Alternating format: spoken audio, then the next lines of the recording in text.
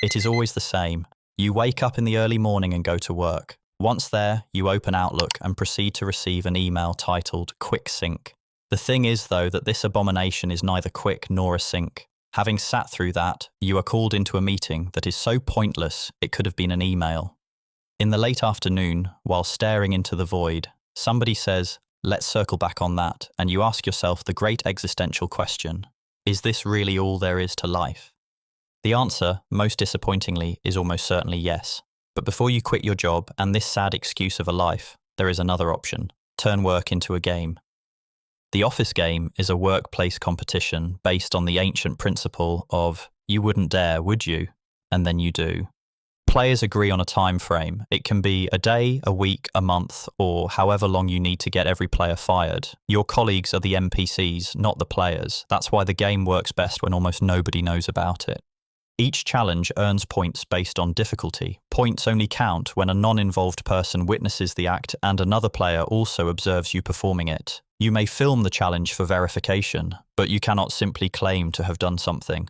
Naturally, you are not allowed to explain the game to any NPC. That means no secret confession to Brian from accounting because he looked at you funny. You are also not allowed to ruin the moment by shouting, "Guys, it's just a game." No. You chose this and now you are committed. Come what may, feel free to invent your own challenges, just as long as they create confusion and mild concern rather than actual danger or property damage. We do have standards, very low standards, but standards nonetheless. At the end of the predetermined time frame, the player with the most points wins. Getting fired first is an automatic win. And if that doesn't give your meaningless corporate existence a sense of purpose, frankly, nothing will. 1-point challenges. 1-point challenges require low commitment and are ideally suited for beginners who still harbour some inconsequential hope of professional respectability. The speed lap. The so-called speed lap involves running one full circuit around all the desks at maximum speed. You must look like a person with somewhere extremely important to be. The catch, however, is that there is nowhere important to be. You are at work after all. The morning blackout. Next, we have the morning blackout. This legendary challenge involves, as the name suggests, completely ignoring the first 3 colleagues who say, "Good morning." Furthermore, don't look angry or explain yourself. Simply continue as if no sound was ever produced. Then behave completely normally for the rest of the day. The disinfection. The disinfection challenge has you visibly spraying and wiping your desk with disinfectant after a colleague touches it. And while it is not required, maintaining eye contact elevates the whole affair to something approaching performance art. Another fun one is the fries challenge. Whenever a colleague asks you for something, respond with, "Would you like fries with that?" Then immediately continue the conversation as if nothing happened. The elevator suspense. The elevator suspense involves taking one loud and dramatic breath every time the doors open. It should feel as if you are preparing for something meaningful. The sideways commute. Walk sideways to and from the printer. That's it. Don't acknowledge it.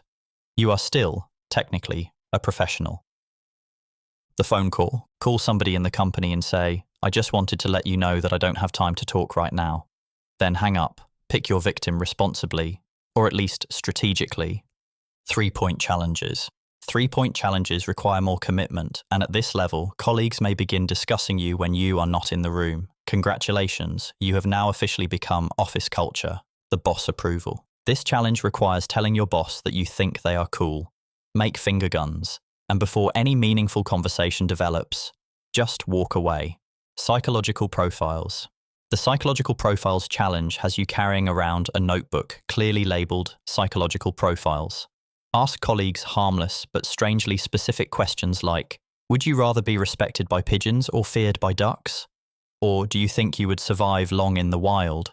Write down their answers in your notebook while nodding thoughtfully.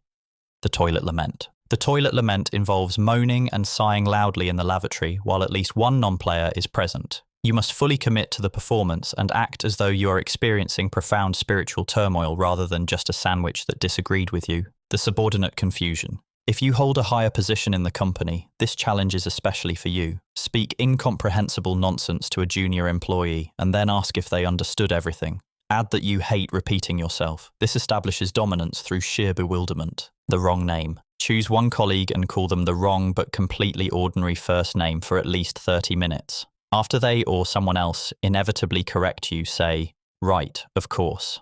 Then do it again later. 5-point challenges. 5-point challenges are the most advanced ones of them all. At this point, you are no longer simply participating in office life. In the future, some people will still be talking about the events that are about to unfold here. Tickets, please. Every time you enter the company elevator, loudly say, tickets, please. Once started, you must continue doing this for the entire agreed-upon period. Consistency is what separates amateurs from people who eventually have meetings with HR. The chair relocation. While a colleague is away, move their chair to a slightly ridiculous but clearly visible location. Put it anywhere you'd like, but it must be clearly visible.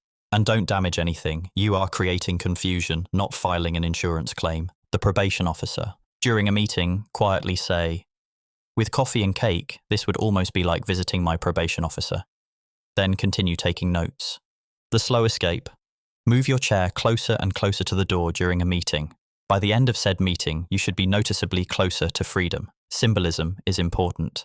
The Playmobil board meeting. Bring small figures or toys to a meeting and arrange them according to the seating order. Whenever somebody speaks, you move their corresponding figure as though it is the one talking. Do not acknowledge what you are doing. This is serious work after all. The player with the highest score at the end of the agreed-upon time period wins. There will be no trophy or cash prize. Some achievements are just too important to be recognized by society. There is, of course, a reasonable chance that the winner will also be the first person to get fired. But let's put things into perspective. You hated the job and were probably going to leave anyway, and now you get to leave as a champion, unemployed perhaps, but still a champion. Play quietly, commit fully, and when somebody asks why you are doing this, the correct answer is always, I am not allowed to talk about it.